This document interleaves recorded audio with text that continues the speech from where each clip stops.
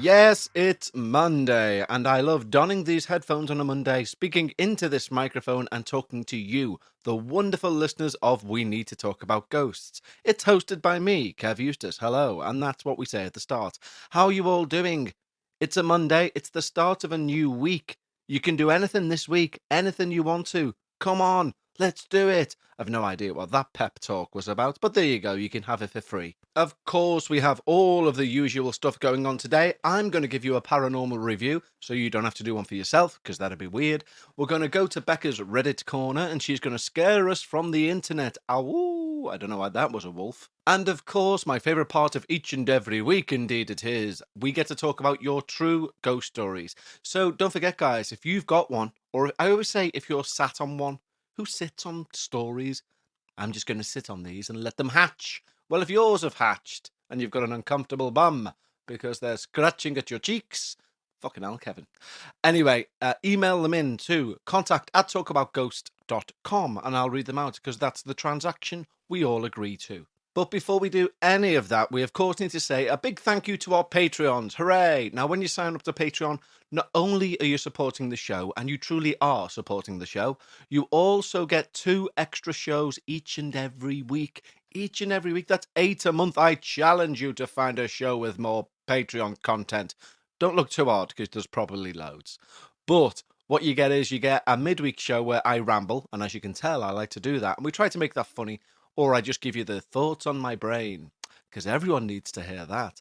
And then on a Sunday, we attempt as best we can to discuss something paranormal, myself and Becca. And we did so this week, and we managed to squeeze some in.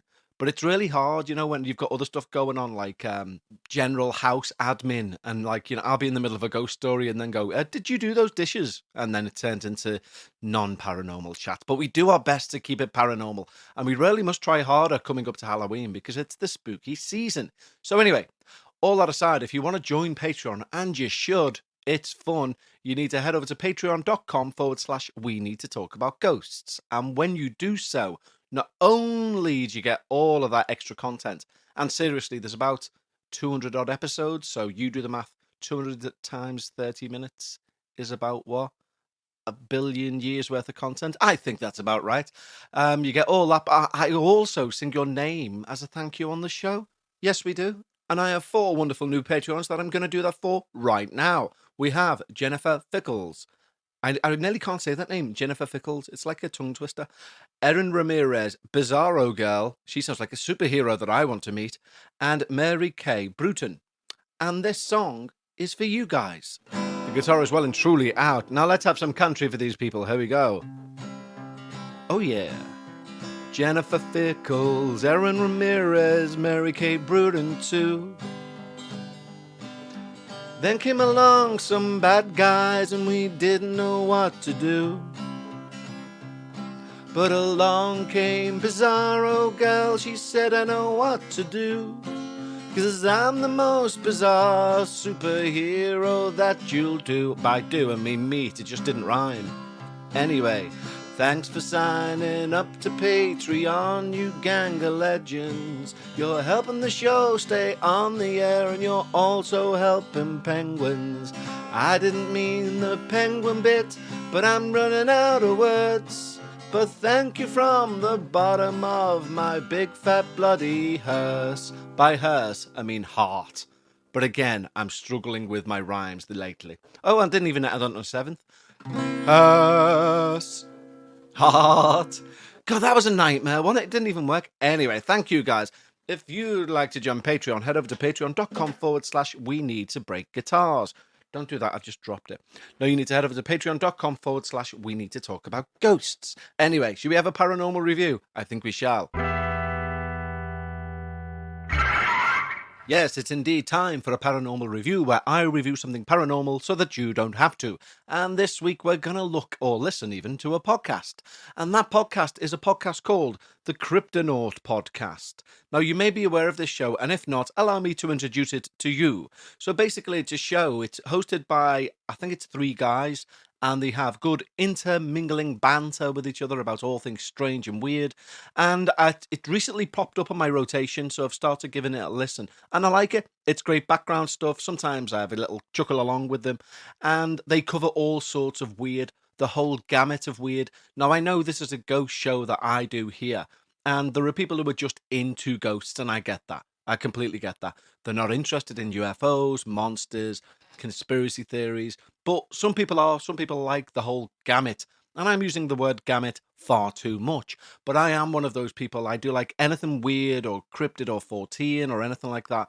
And these guys do a great job of covering those sorts of topics. So, for example, in this week's episode, it's called Vampires, Calamity Demons, and Sea Monsters Ahoy! Yes, it is. And it's episode 262, which means one thing, it's bingeable. So you can put it on, and they're like an hour long in length, sometimes over, sometimes just under.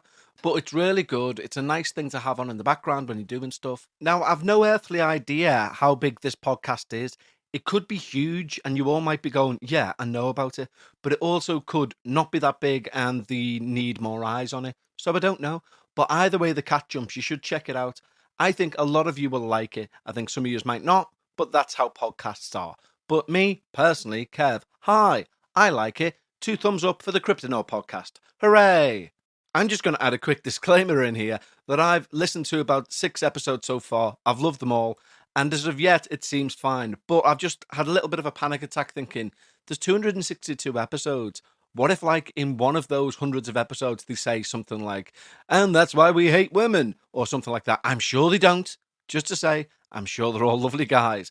But just as a caveat, thus far, the episodes I've listened to, 2 thumbs up to the sky, okay? Just want to put that little get out of jail free review-wise card in there. But anyway, up to now, 2 thumbs up to the sky.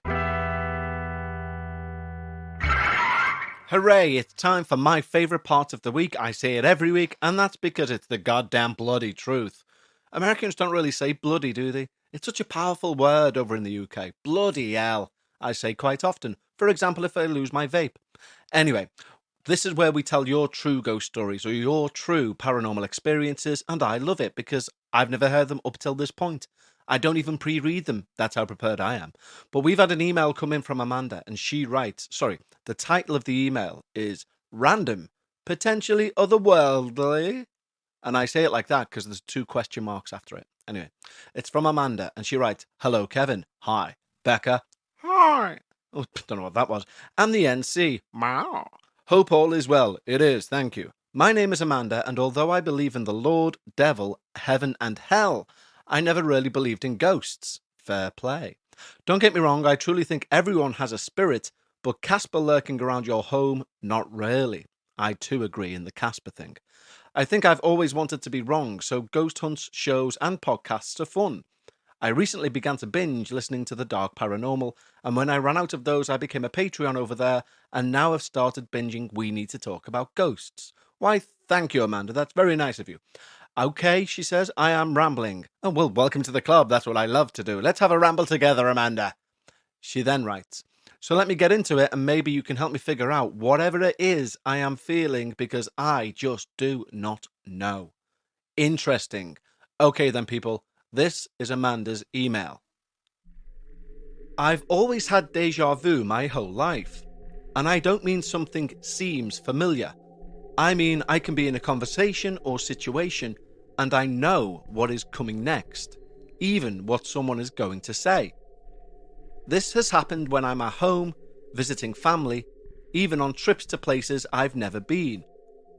It doesn't seem to happen all the time and it's pretty random when it does. So I typically just brush it off as being weird and me overthinking. Now, as I said before, I believe in the Lord 100%, but I would not consider myself a good Christian. I don't really understand the Bible, but my husband on the other hand knows it word for word, inside and out. We attend church, have biblical discussions, and I was rebaptized. Fast forward to 2018, when I was in labour with our son. We had issues getting pregnant, but when I did, I had a wonderful and easy pregnancy. The birth, however, was a different story. I was having a very hard time with the medications they were giving me for my induction, and no matter what the doctors would do, either my heart rate or my unborn son's heart rate was bottoming out. With me at the hospital was my husband, my mum, and my dad. My husband was at my head area, looking at our heart rates and blood pressure. My mum was sitting on the sofa in the hospital room to my other side, and my dad was a nervous wreck, so he went for snacks. I was so scared I just had my eyes closed and was praying to keep my unborn child safe, regardless of what was happening to me. It was at that moment I felt someone sit on my bed and rest their hand on my leg. It was very calming, and at the time I figured it was my dad or my husband, since it felt like a male's hand. But then my husband spoke. He was still standing at the machine by my head, and my dad had not yet come back. Later on, when my son was with us and everyone was fine, I asked my husband who sat on the bed, and he said nobody. So I figured I must have imagined it. Or did I? I never had any senses or feelings of otherworldly things until my son was born. Maybe it's just my heightened mother's intuition, but I started to feel a presence in his room. It wasn't all the time, and it wasn't a negative energy, so I didn't think anything of it. That was until we had to move in with my in-laws 6 months ago. Our house always had religious paraphernalia, but my mother-in-law is a very anti-religious person, even though she grew up with a pastor for a father. My mother-in-law is in poor health, and my father-in-law retired to be with her round the clock. My husband, son, and I share a room, and my stepdaughter has her own. The energy in the house feels very heavy and negative. My husband and I are fighting all the time and even threatening divorce. This could just be the stress, so I try not to overthink it. But we will be perfectly fine all day, talking all the time when outside. But as soon as we get back inside the house, we're at each other's throats.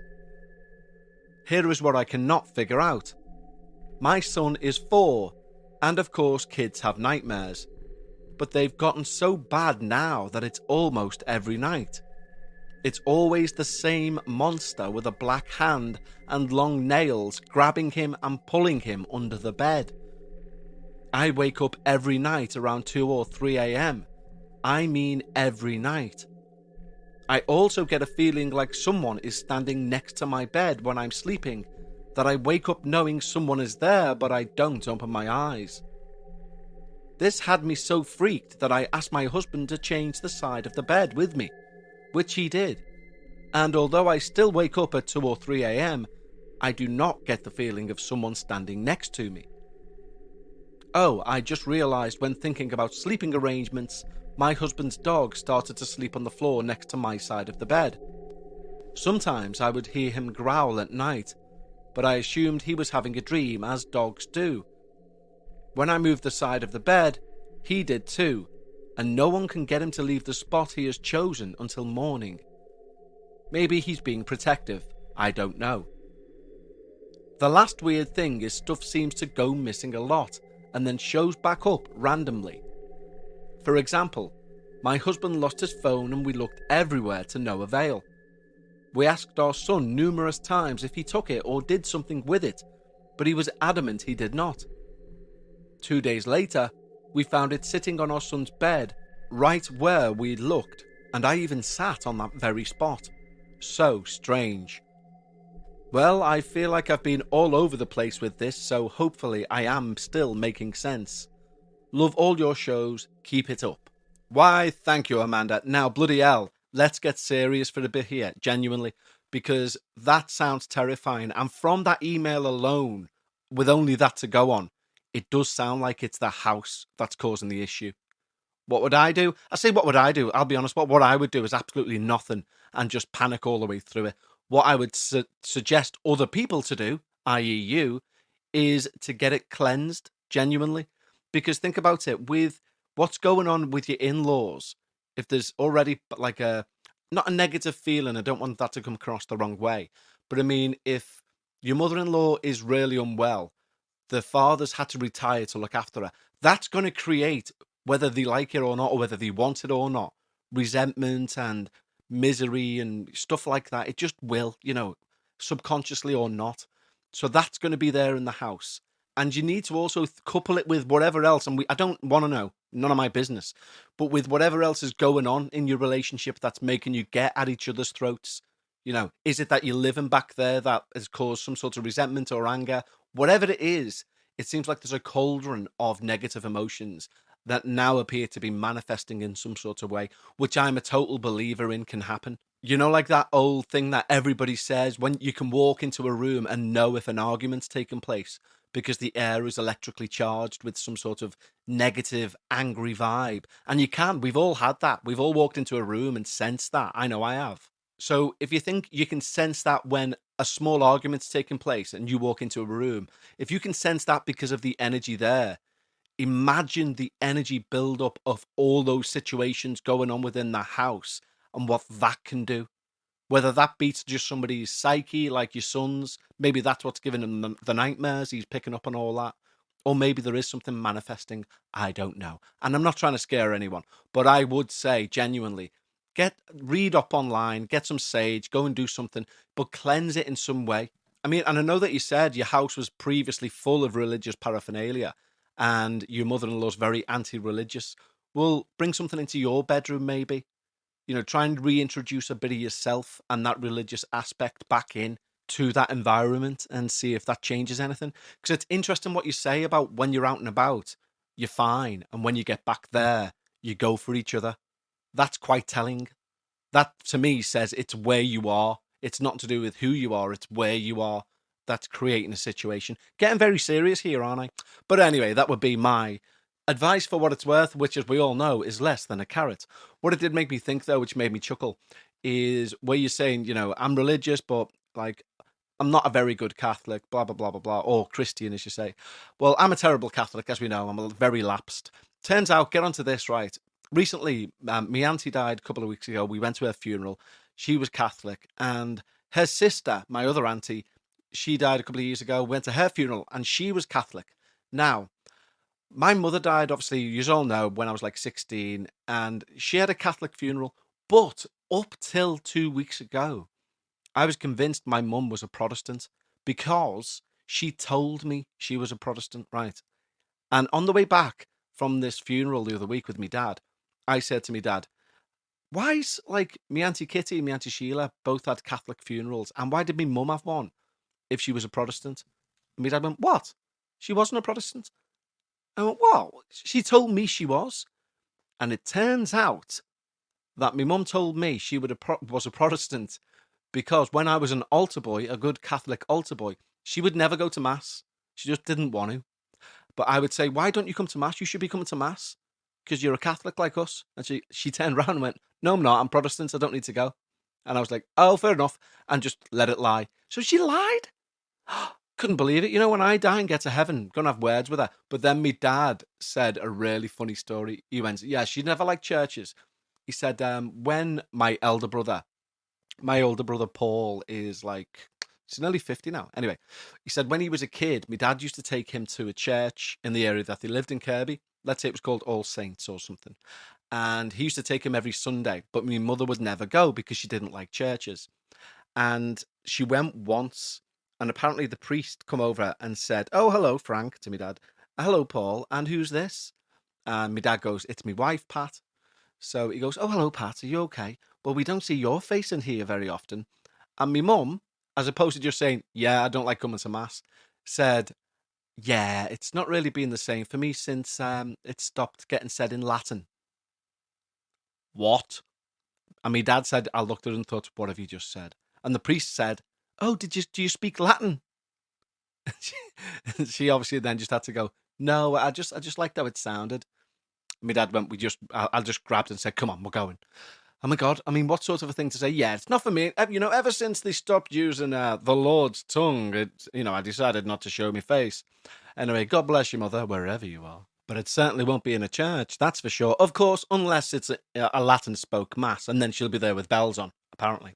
Anyway, our next email, ironically enough, and this is dead weird because I've just clicked on it and didn't know this in advance, is from a Patricia.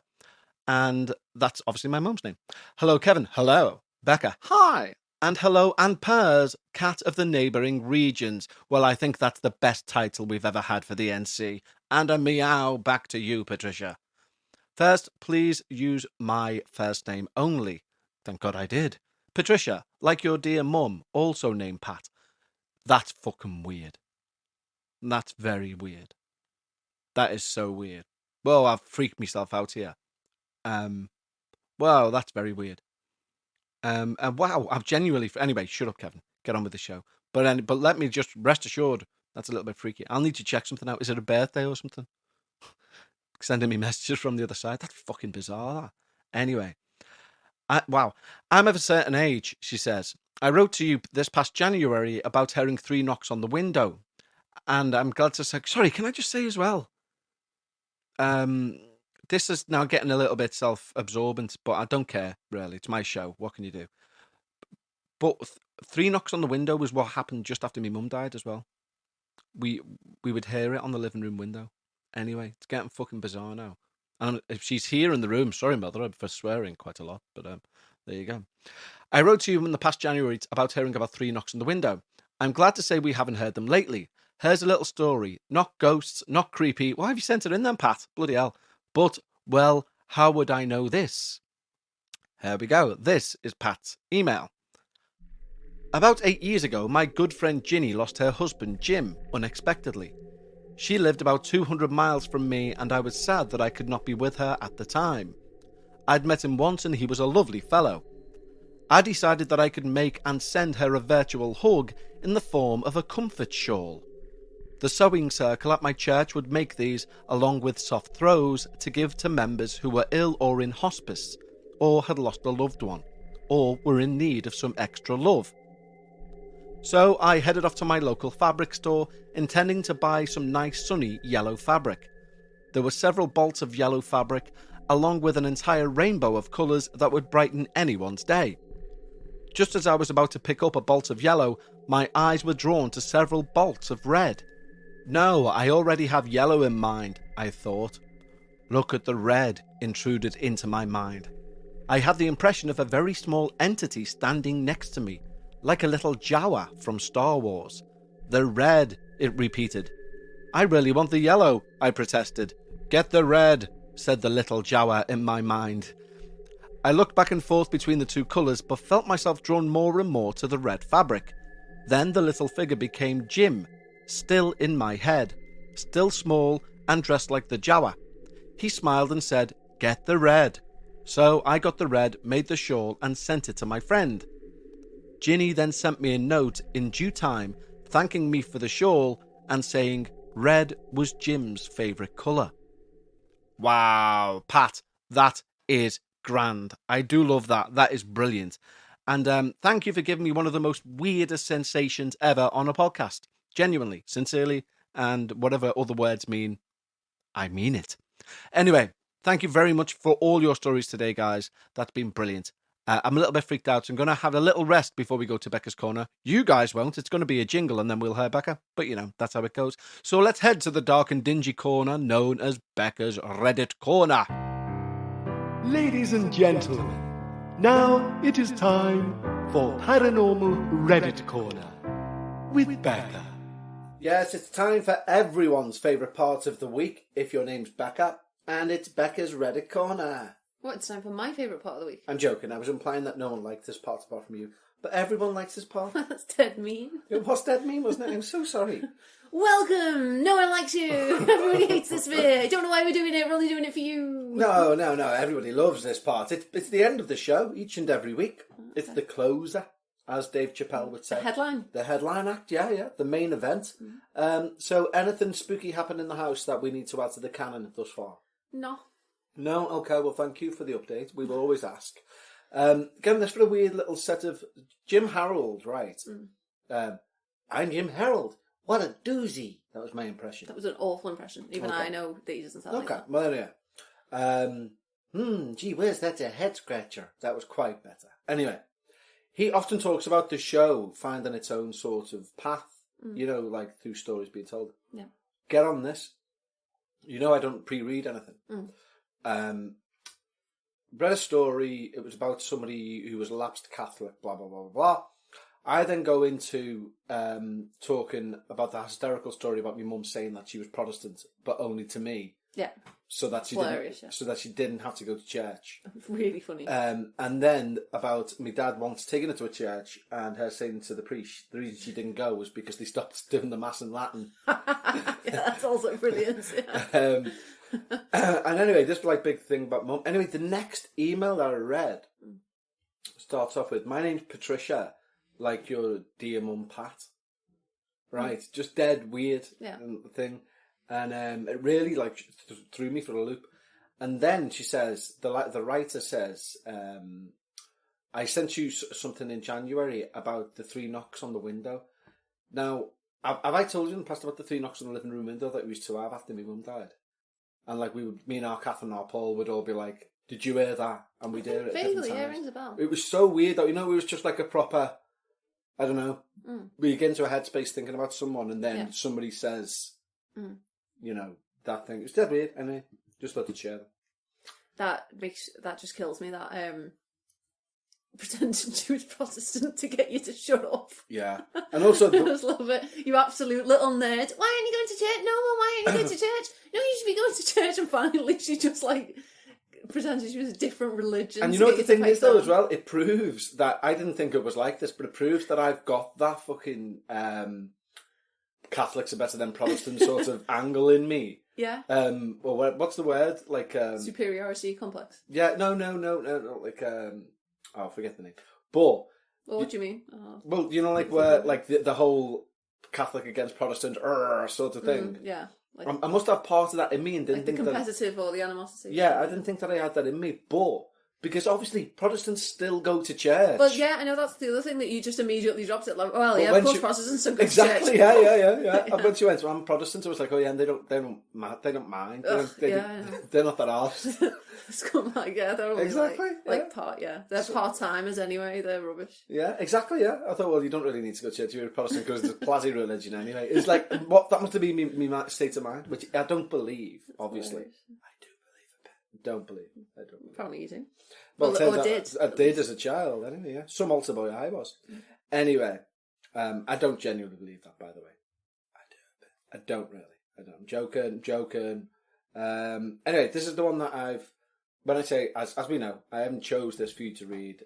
It's quite long. You've cursory glanced at. It was from 5 hours ago, so it is fresh off the press, as they say. Super. This is your one for Reddit Corner this week. Okay.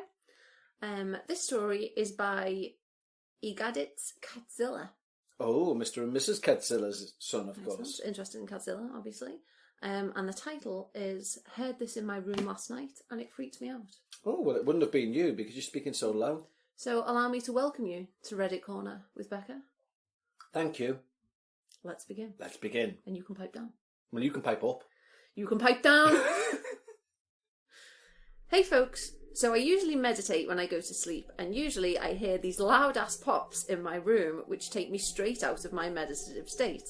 They sound like the drawer in my room cracking loudly. So these are both usual things. I usually meditate and I'm usually dragged back out of it by these loud pops. Well, yeah, I'm with them so far, or her, or they. Got 2023. Could you pipe down? Yes, go on. Honest to God. I asked, and some said this is normal, but I wasn't so sure. Anyway, last night I had visited and was reading some of the stuff on the demonic subreddit. Did you know there was a demonic subreddit? I do now, and I'm fucking going there. Be some Googling at the second we stop recording. I'm not involved in anything weird at all to do with Ouija boards or summoning or any crazy stuff. I was just curious about the stuff people talk about there. So anyway, when I went to sleep, I kept hearing random pops. But I swear what felt weird was this kind of unsettling feeling, like something was in my room with me. Keep in mind, I'm totally alone in my house, other than my brother who sleeps downstairs. So not totally alone in the house. Yeah, but... After hearing some of these pops, I wanted to see if I could record them, so I kept my audio recorder on. What I caught really freaked me out. There were 3 knocks. I remember as soon as I heard it, I shot out of bed, thinking no way, and quickly went to check the recorder. After that, I just turned on some Quranic verses on YouTube because I felt uncomfortable, in brackets, I'm Muslim. This really freaks me out. What does it mean? Also, the background noise you hear is my AC. Is it possible just reading about demons is an invitation for them to come to me? We're not going to play the audio because it's just going to be 3 knocks, and that means nothing audio-wise. Okay. But the question there is it possible just reading about demons is enough for it to come to you? What's your answer to that? Or is there any comment that says, what are the people saying? So someone's replied, the fact that you are going to sleep as you meditate makes me feel like you are more likely keeping your mind awake as your body falls asleep. This is the mental state people are in when they suffer sleep paralysis, and there are a bevy of common experiences that people have had in this state.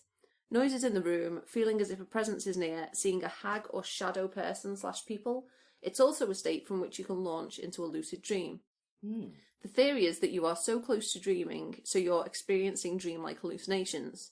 But then why do so many see the hag or shadow men?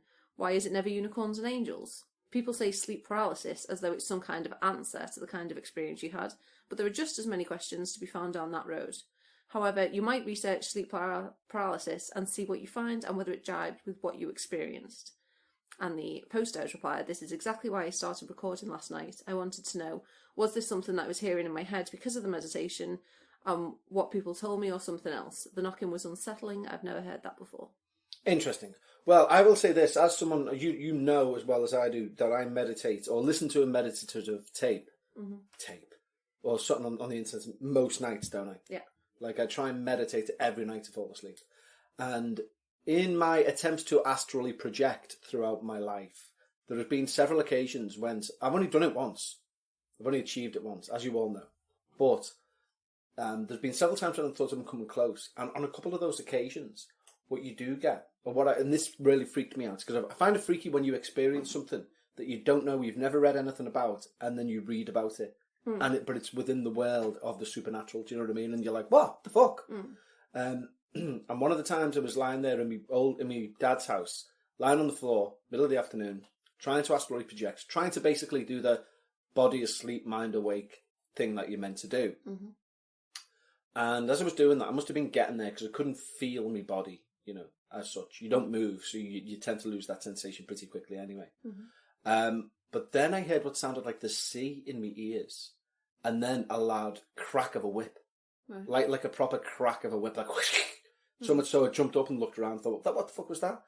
And then I read something about it, and it's known as the astral wind, and it can sound like whip cracking and stuff like that. Yes, it could also be to do with you being in that hypnagogic state, and therefore whatever your body does function-wise, like moving blood around in a different way or in a slower way, and you hear that because you're awake as opposed to being asleep, it could be that. Yeah. But it's so bizarre when you experience something and think, that was dead weird. And when you read about it, go, since time immemorial, this has been happening to people who have attempted this. So if you hadn't freaked so much, you might have astrally projected because you might have been on the right track. Yes, tracks. because that's the entire point of it. That's the sort of the catch-22 of astral projection, is that you need to remain completely calm throughout all of the initial steps to get out of your body. But at the moment, for me anyway, the moment that you've sensed, shit, this could be happening, your heart rate speeds up and you're awake again. Come out of it. Yeah, it's a very bizarre thing. Very bizarre thing. But what think you about the question at the end? Is reading about demons enough to summon a demon? Well, no, obviously not. I don't think people are summoning demons. But reading about demons is enough to plant the suggestion in your mind that there are demons around, and therefore you would subscribe any little thing, any little noise, and your paranoia would take over and you'd subscribe that to demons. I think it's suggestibility is key. Yeah. We were talking about this with friends last night about the dangers of committing into something in the esoteric 100% without any solid proof. Do you know what I mean? And that's I think that's the something we don't often talk. This is very serious, but I think it's something we don't often talk about in the world of the paranormal, is how 100% blind belief can be a very mentally dangerous thing to have. So, for example, I was talking about a friend of mine who had a chat with someone who told him, like, all this, like this guy he was talking to was acting like a guru and was like, we've been waiting for you to arrive and all this. Yeah. And he's not a tip me mate, but if he was more susceptible, he could have very easily have walked away from that conversation believing he was some sort of God-given deity. Do you know what I mean? Yeah. Whereas even I wouldn't do that. And you know how much... You might. I think you might. Seriously, if someone said to you, Kevin... No, I wouldn't, because... He's been waiting for you. You know all about you. No, but... And you started using some Barnum statements on you. I think you might... How dare you? I wouldn't fall for a Barnum statement. You would if they were flattering. Well, of course. You're special, aren't you, Kevin? Yeah, do you remember that time, speaking of which, when me, you, and your dad's mate went out for a drink? Oh, God, yeah. And you gang of absolute bastards decided when I went to the toilet, you were like to your dad and your dad's mates, you know what? Kev's got such a big head. That if this wasn't my idea. Whose idea was it? I can't remember whose idea. It wasn't mine, because it wouldn't have occurred to me to be such a trickster. But it happened. It is dead funny. So what we did was like the polar opposite of bullying, which everyone was dead nice to you. I basically just like did nothing but compliment you. And Agreed with everything I said. Yeah, at one point you even started being that insufferable with it that I was about to argue with you. And my dad subtly was like tapping me on the back to remind me to bring me back into it, because I couldn't even go along with it for 10 minutes. And but my God, you were insufferable. You were immediately. It was I like as an experiment, as a social experiment. Even I. Well, it wasn't a social experiment. It was fucking bullying. But it wasn't. It was. But my point is, even I was took aback with how quickly, within a matter of minutes, genuinely... Minutes. This is literal minutes. Genuinely, I came back from the toilet and they started this ruse. So all it was like, just being, like, just basically, like, I go in with everything he said, so... No, it was also saying things like, you always have good ideas though, Kev. Yeah, so, like, you'd say something and everyone would be like, God, yeah, you know what, that's absolutely right, Kev, yeah, no, I think you're spot on there, mate, never thought about it like that. You have a great perspective on a lot of things, Kev, things like this. No, you're dead smart, you aren't, right, genuinely, right, from coming back from the toilet to that, it was... Have you got to take that call? Okay. Was that you and me? No, I'm fine. Come. Anyway, coming back to the toilet, you told someone... this is literally within 10 minutes. This is what I mean, within 10 minutes. Genuinely within 10 minutes. Within 10 minutes, arriving back and sitting at the table where nothing's happened as of yet, within 10 minutes of this flattering conversation, I genuinely said, go on. You know what, Dave? Because you sort of said, you know what, Dave? I'd have cured cancer here, wouldn't I? If it wasn't for this one obviously being me. Yeah. If it wasn't for her. I know, I'd have cured cancer if it wasn't for her.